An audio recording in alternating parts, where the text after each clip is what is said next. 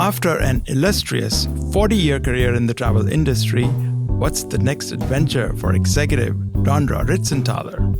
Recognized for her leadership at Celebrity Cruises, Dondra now sets sail towards a new horizon, taking the helm as Chief Executive Officer of Azamara Cruises, the award-winning luxury cruise line based in Miami, Florida. Dondra joins us as the Howard Johnson Executive in Residence at BU School of Hospitality Administration during her time between roles to refuel her passion for learning and mentorship.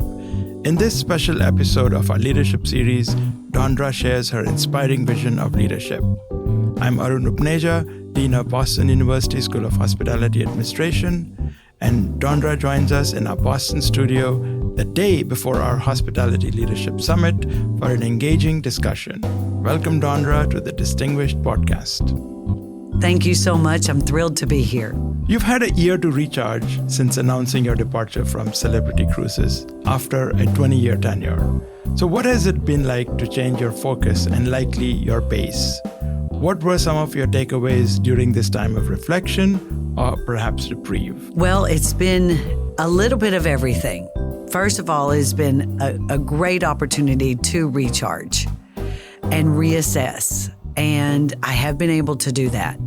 But honestly, I've also really missed the energy and the action of, being in a work environment every day. And people often say, I can't believe that you're saying that, but it's actually true. I have taken the opportunity to learn Spanish. I have actually gotten my scuba diving certificate because my family had done that and I hadn't. And honestly, it's given me time to think about what kind of leader do I want to be? What kind of culture do I want to make sure that I create now being given the opportunity to actually be a first-time CEO? So while it has been almost a year and humbly and honestly, I've cleaned out everything in my home, it has given me the opportunity to reflect and to really think about what kind of leader I want to be when I have the opportunity to start. Right. Very few people get that opportunity. And I've spoken to many people who step down. And, many of them say, when I'm in the office, I've got emails, I've got people walking into my office all the time. And then suddenly it's like a cliff.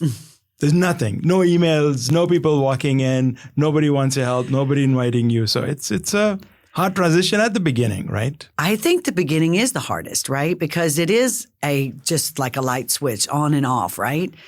And then after a couple of months, you actually start to love it.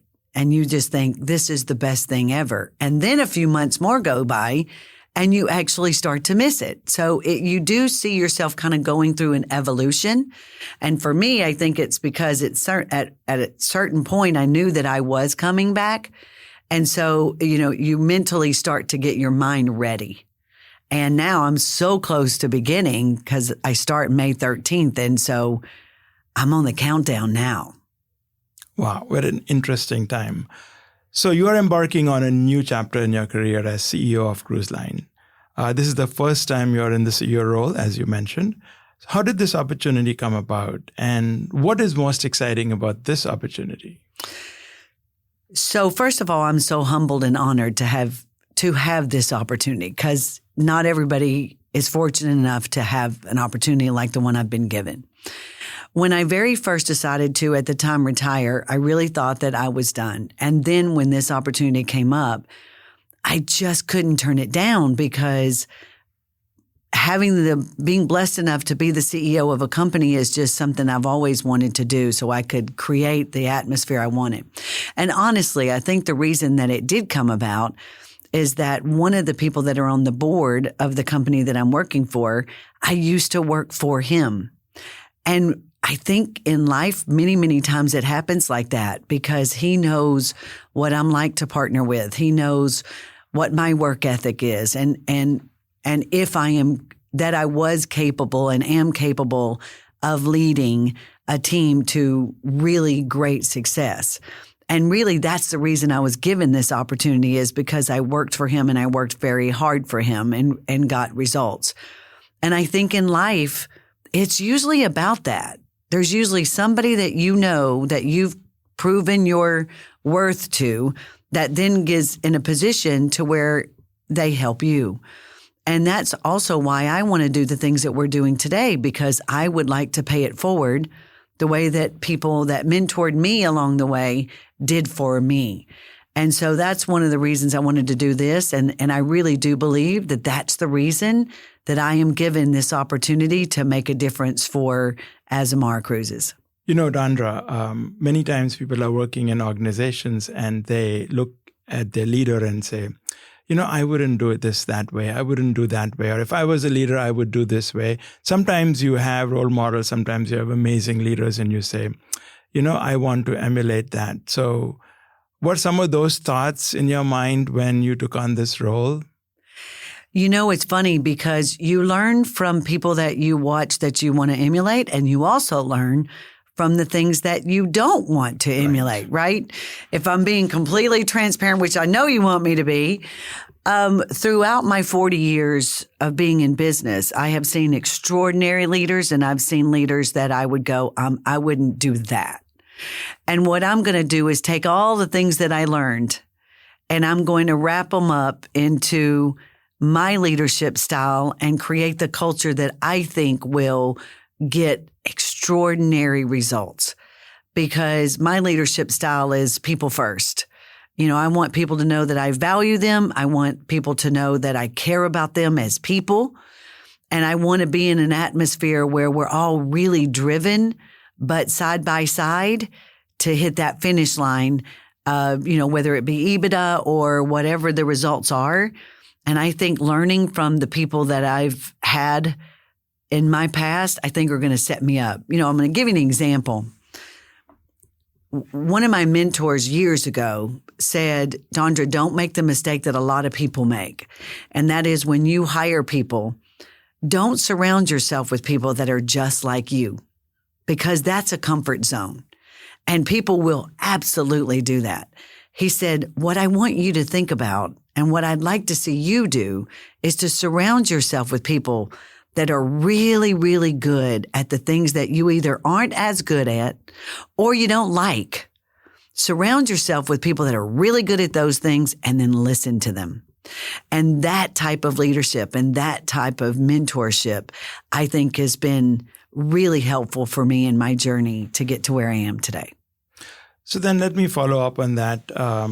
So how do you think a CEO can influence a positive work culture or the work culture that you want to bring in, particularly in a company where it's a well-established company? It has been operating for many years, and there is, you know, obviously senior leadership in place and middle management, and everyone is in place.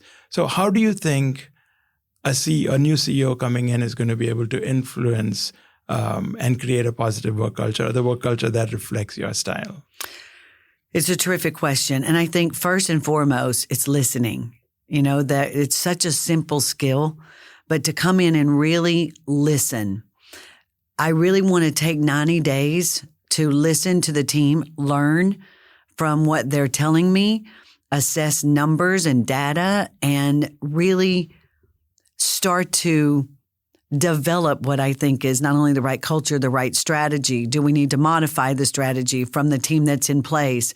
But it really boils down to showing people that you respect and value them, listen to them, and then very, very, very much work with them as a team.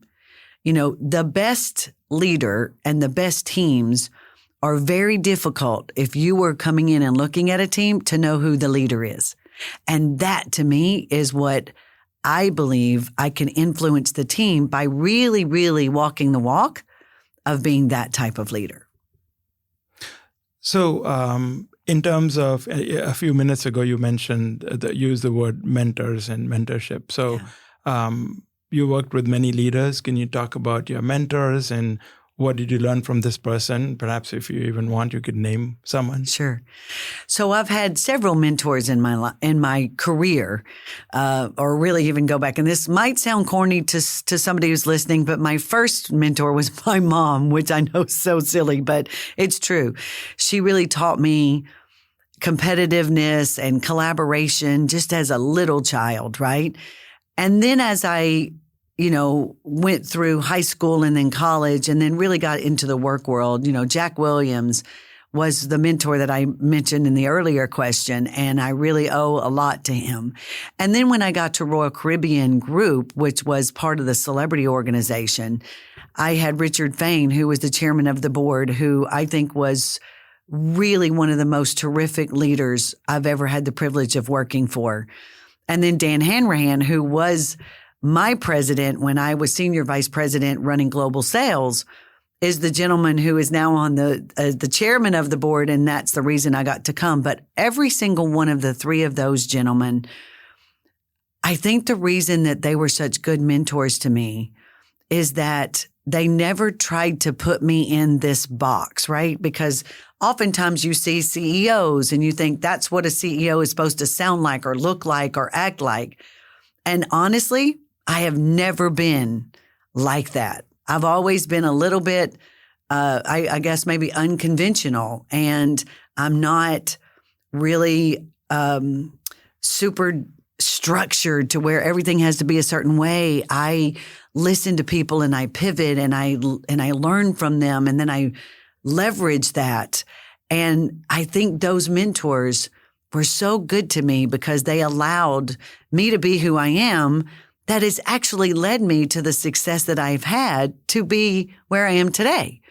So to me, what that says is that if you will be who you are and not try to fit into a box, I think you'll be more successful, especially if you have people in your life like the people I mentioned that take that and reward you with it by continuing to give you more and teaching you more and then letting you lead the way you want to. And, I felt that too when I had my first meeting with you. I did not see that, for many CEOs you talked to, and I talked to so many of them, there is like a wall, there is, a glass wall that I am seeing them, but I'm not truly seeing them. But with you, there was instant, I gelled and I said, okay, I really like this lady. So I'm so happy that she's taking on this role and so happy for the company that she's going to, and privileged to know you. So I was enjoyed talking to you. So you had a long career in sales and marketing, and to some extent, I think sales and marketing is key to the success of any cruise lines because, you need to be able to fill the ships, so to speak. So motivation, drive, and optimism are some of the characteristics that you need to succeed in sales and marketing. So obviously you'll bring all of those. And so what are some of the qualities that you're going to bring to this role? And you can add or subtract anything you like. And how do you think that'll apply to your job as a CEO? So you're exactly right. And, when you're in the sales and marketing side of a cruise line, you do have to, first of all, you have to have incredible relationships. It's very much a relationship business. Secondly, you do have to have incredibly intense drive to get results. I mean, really, really. But you also then have to listen and you have to be willing to pivot because we all know the last several years have been kind of crazy and I'm sure the next several will have twists and turns as well. But I think moving now into a CEO role is I don't have to be a functional expert of one particular area like sales and marketing. The team that is there, I know them. I haven't been able to work with them yet, but I really know them and they're terrific. So I'm very lucky that I've already got a team when I do get to start that's just on fire, just doing everything right, just motivating their employees, wrapping their arms around the customers. And I think they're doing things right. What I want to do is now pull myself out of that and become the leader and make sure that we've got the right strategy in place and then allow them the autonomy and the empowerment to actually then go execute on that strategy. And I will be there leading and making sure that if we do have to change or if we get off course, I will certainly be there to be a part of the team. But I really look forward to now creating the strategy with them, executing with them, and just leading the organization into that next level of direction that we're going to go as a team. Is it going to be hard for you when you start functioning as a CEO to look much more in-depth and detail at the sales function, the marketing function, and try to provide them with more guidance than the ops team or some other team? Do they have to look at their backs to see, okay, she's watching, this is her area, this is her area of expertise? I don't think I'm going to have a hard time with that. Sales and marketing comes naturally to me because I've been doing it for so many years. Right. But I also really want to be disciplined to not give into the temptation of going there and giving more than I should because it's a comfort zone. I really want to pause, take a step back, think about the brand as an entire brand, not pieces of it, and make sure that I give leadership and guidance to all of them. And frankly, I think I'm going to spend more time with the finance and the hotel operations and the food and beverage and the marine side, because that's the side that I don't know as well, and let the people that are really doing a terrific job keep on doing a terrific job. And then if they do ask me, definitely I'll give them my feedback. So if whenever we put this up, and I'm sure they'll be happy to listen to what you just said. One of the things, we try to, you've been in such senior positions all your life, and sometimes the work can be all consuming, and you take the work home and at night and in the morning for breakfast. So have you managed a good work-life balance? And this is more for the students who are coming in. Yeah. How do you manage to find a balance in your career? So I'm so glad that you asked me that question, because I hope that the students really hear what I'm going to say. Because I don't think for years I had a good life balance. And I regret that. I was so driven to, go from being a manager to a director to a vice president to a senior vice president. And I think that along the way, I gave up and missed some things with my family that I really wish I hadn't have done. So the advice that I give to people now, students or people that are, been with the company for 10 years and really hungry to get that next job, is be driven, be motivated, work hard, and make sure that your immediate leader or the leader of the organization or even the leader of the brand values you. But find that life balance. If you have a child that is going to their, kindergarten graduation, don't miss it, because there's so many things that I wish I hadn't have missed. And so that's a big pay it forward piece that I really want to share with people. Because had I missed that presentation at work and gone to that recital or to that, big soccer match or whatever, I still would have been able to be successful enough to become the CEO one day. But I missed one of those soccer games or graduation, and I never got that back. So I think life balance is really important. Now, on the flip side, you also can't go too far the other way. You have to create an image in your company that people see you as integrity first, right? Because those are the table stakes. But then also, will take on extra work, will, drive for results, is a good teammate, will work collaboratively with other people. And when you do those things, you become valuable. So when you want to go to that graduation or that ceremony or whatever, they don't care that you do that. So there really is a nice balance, but you got to strike it. And I think every single company and every single executive and every single employee, it's different. But get after it and don't just go one way or the other without a strategy.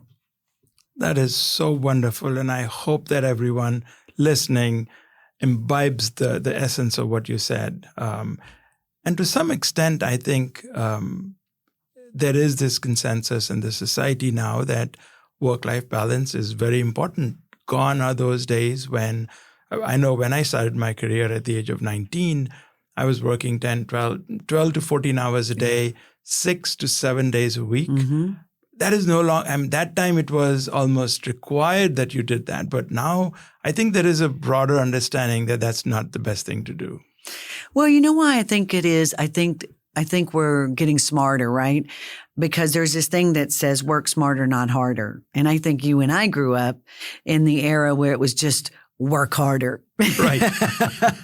And I think we have tools now that we didn't have back then, with phones, with technology, with, camaraderie with other people. I even have relationships with people that work in other types of hospitality, whether it's hotels or all-inclusives or even other cruise lines, that actually make us smarter. And so that's why I think now it is better. My son is 24 and working, and he does this better than I do. And so I said, listen, I love your life balance. I really love it. Give it all you got. Do what you need to do, and then exhale and go outside and run or get on the Peloton or do the things that we do to help us stay healthier, because then we will actually be healthier along the way instead of at 50, now all of a sudden we're breaking down, or 60, because we have to have a new knee or this or that because we maybe pushed it a little bit too hard. So one other question that I've been wanting to ask you is, so we had invited as executive in residence a couple of years ago, Lisa Lutoff-Perlow, and she's coming in as the convocation speaker. And you worked with Lisa. So do you have any perspective on how did you enjoy working with her? So I really love the fact that Lisa's going to be your speaker, because I think the audience is going to absolutely love her. And yeah, I've had the privilege of, it's an interesting story because I had the privilege of working side by side with Lisa. So she ran hotel operations and I ran sales, and we were peers. And then she got promoted to the president and CEO. And I will never forget this day, because I literally went into her and I said, first of all, I'm so proud of you and congratulations. And second of all, from this day forward, you can win every argument that we ever had. Because before, right. Sometimes hotel and sales, have to work through things, right? And I'll never forget that we had that conversation, and she was so sweet, and she goes, actually, no, I don't have to win every argument just because now I'm the president and you're running sales. And I thought that was really amazing that she would say that. And that's sort of a reflection on the type of leader that Lisa is. And, she just wrote this beautiful book called Making Waves. And I love the name of the book because she actually did make waves. She was the first ever female president and CEO of our company, that Royal Caribbean Group company. And I was so proud that she accomplished that. And, she had things to prove because people didn't think she could do it. And I understand that, because I think I also have something to prove. And I'm going to absolutely lean on her and ask her questions and collaborate with her to make sure that I'm as successful in my tenure as CEO at Azamara as she was with Celebrity Cruises. And so I really cherish my friendship and my working relationship with Lisa Lutoff-Perlow.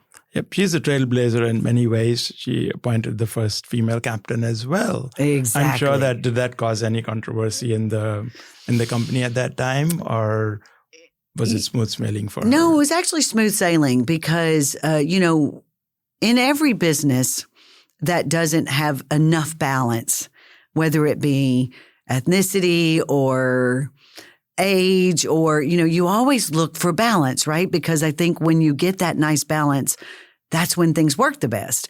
And we did not have enough women on the bridge in any cruise line. And so she was a trailblazer to bring in Captain Kate. And to be honest, Captain Kate has been a trailblazer herself. And I think that's the reason that so many more women are really entering into the maritime industry.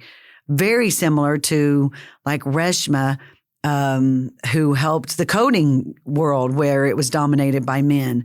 And I want all of these jobs, whether it's in the hospitality industry or wherever, to have a nice balance and a nice mix, because I think when you get that diversity, I think things work really, really well.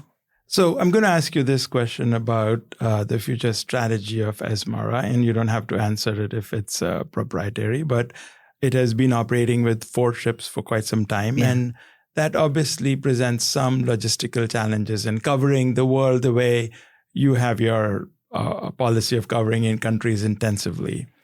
Do you have plans to expand? I sure want to. Not starting until May. I can't really get in and see, is the strategy working the way it should be? What revenues are we making in what parts of the world? Because obviously, we're a for-profit company. And so we want to go in and we want to put our ships in the places that we believe the customer wants to go, that we also think will make us profitable, right? But I can tell you for sure that if we could grow, we would do things like Alaska. We would do things, like some of the places in Asia or more down in Australia, to where we could do Australia and then New Zealand instead of trying to do both. And so anytime that you can grow, it gives you the opportunity to diversify. And when you can diversify, in many cases, that's when you become more profitable. So I have a desire without starting. And when I start and I can really get in there, my guess is that desire will be even stronger. Fantastic. Look forward to amazing growth at Azamara. Thank you. Okay, so at the end, for a little fun, we have a quick round of questions. And you've been in cruise business and you travel a lot. So what's your favorite activity that helps you unplug from work, stops you from seeing the phone for emails or texts or team messages? What do you do? Well, for me, that's an easy one because it's under the ocean, right? Or under the water. And so I really love snorkeling and then scuba diving because I just think it's fascinating that there's a whole nother world that we don't see, right? Because it's under the water. And when I get down there, it's one of those emotional and really powerful moments because it's just me and these beautiful ocean life that I just get super motivated by. And so I have no choice but to put my phone down because we don't want to mess them up down there. So you don't take it with you? I do not take it. You don't check your messages while you... Okay. We seem to take our phones everywhere. We do. And every place. It's really funny. I actually said the other day that if I had a choice of losing my purse or my phone, I would rather lose my purse. Is that crazy? That's absolutely crazy, right? So we are so addicted. But I got to tell you, my son also just deleted TikTok because he realized that he was spending too many hours on it. So I appreciate that, right? So I do think we all have to kind of keep ourselves in check with how much time are we doing that versus giving back, making somebody else's life better, reading a book instead of, being on some of these things. And I do think we have to hold ourselves accountable to sometimes just put that down. And here's an amazing thing. Put that down and just talk to one another. What a concept. My goodness. My younger son never allowed me to have TikTok. I know it's crazy, but he said, Dad, you cannot have TikTok on your phone. And he used a word which to some extent I understand now. It's called doom scrolling. So yeah, exactly. Doom scrolling. Okay. You've had a year since leaving your position with Celebrity Cruise Lines. I feel it's safe to assume that you've had time to watch TV. So what shows have you watched and what do you recommend? So I have. And in fact, I never watched streaming until the COVID thing happened. And I started watching it. And now I got to tell you, I watched Succession. And it was fantastic. I really loved it. And then Suits, which really wasn't even a new show. It really came out years ago, but it came out streaming. And I think those two have been my favorites so far. Great shows. Did you ever watch Love Boat as a kid? I did. Oh, really? Okay. Who was your favorite character? Who knows? Maybe that's why I went into the cruise business. I really did love the show. And my favorite character was Julie McCoy because she was the cruise director. She was the person who made everybody feel welcome and, did all of the kind hospitality, right? And that's what we're talking about today. But she was my favorite, but I really loved the show. And Captain Steubing, believe it or not, just a couple years ago, actually came and was a guest on one of our competitors' ships, and people were lining up out the door to just go and talk to him and get his autograph. So even after all these years, the Love Boat is still popular. Still popular. Okay.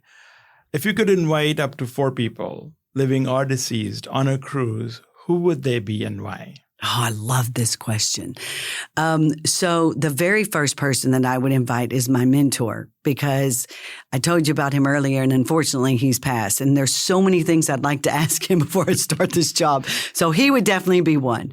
The second one is actually my grandmother. And those are the 2 personal ones, just because, if I'm being honest, it's a way for me to actually get to talk to her again as well. But then I would also like to talk to somebody that is like an Abraham Lincoln. And I know that sounds crazy, but, like goes way, way back. And what can I learn from him and how he could teach me about camaraderie and working together and things that he might do differently if he had the chance. And then my fourth person, when I was thinking about this question, my fourth person would actually probably be Princess Diana. And the reason for that is because I think she really created the ability to make people love her. And while there could have been some things, drama or whatever, I think she possessed this hospitality gene that if I could sit and just talk to her and learn from her, I think it would make me a better leader. It would make me a better CEO, because I think listening to her would be really motivating. She was a transformative figure. She really still was. Remember when she came to New York and she hugged those AIDS. Exactly. That was when it was at the height of, and when people were afraid to do that. Yes, exactly. But she just decided that she wasn't. And I really like it when people lead out loud like that. I really, really do. Those are the type of people that I aspire to be like. What's your least favorite word or expression? I can't do it. And your favorite word or phrase? I can do it. Can do it, yes. I 100% can do it. Because I really believe if you think either one of those things, that you are truly right? But for me, I have a mentality in my life that I will absolutely never give up. Never. I drive my kids, my husband, sometimes the people that I work with crazy, but I absolutely will never give up. If I want something, I'm going to keep on going until I figure out how to get it. Dondra, it has been exciting to talk to you. Thank you so much for coming to our school as executive in residence and spending time at the school talking to the students, doing this podcast, and spending the day tomorrow as well. I wish you all the best in your soon-to-be, your next phase in your career as the CEO. And thanks for coming. It has been my pleasure. And I'm really honored and humbled that you guys invited me. And I cannot wait to reach that summit tomorrow. And then I cannot wait to maybe come back after I've been doing this CEO thing for a year or so and tell you what's different than what I thought. But thank you very much for having me. You're welcome. And thank you all for listening today to our distinguished podcast. If you like what you're hearing, be sure to follow up and give us a 5-star rating. If you want to join the conversation and share your thoughts and suggestions, email me at shadean@bu.edu. That's shadean@bu.edu. Special thanks to the team who produced this podcast, Mara Littman, Andy Halleck, and the entire team at BU School of Hospitality Administration. To keep up with Distinguished Podcast, be sure to subscribe wherever you listen to your favorite podcast. You can also learn more about our undergraduate and graduate programs at BU School of Hospitality by visiting bu.edu/hospitality. Have a wonderful day, and thank you for listening.